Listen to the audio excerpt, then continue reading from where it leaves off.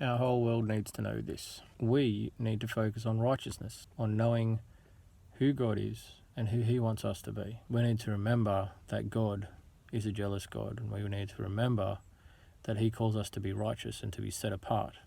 He calls us to honour Him above everything else.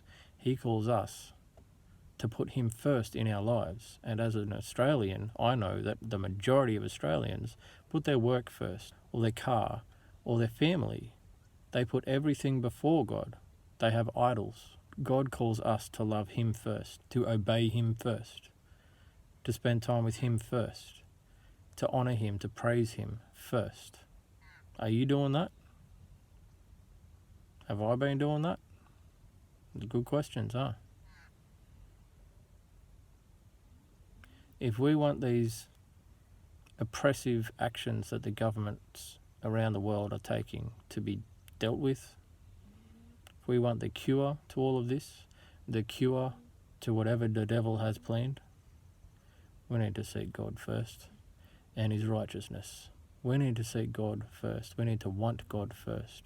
We need to know God first. We need to obey God first, because that's what He told us to do.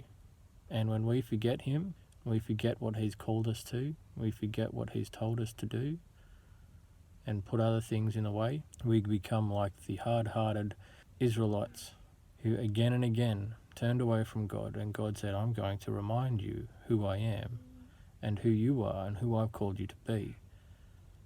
Stop with your evil ways. Stop celebrating things that aren't godly. Stop acting in a way that doesn't represent me well. We're called to be Christians, Christ-like, Christ's people. And then we behave however we want rather than the way that God has called us to. God gave everything for us. Everything He possibly could, He gave. And we want to give Him a minuscule segment of our lives, even less than that. If we want out of all of these troubles that we're in, all this oppressive stuff, this is Israelites versus the Babylonians. If we want out, we need to seek righteousness. We need to return to God. Say sorry for what we've done.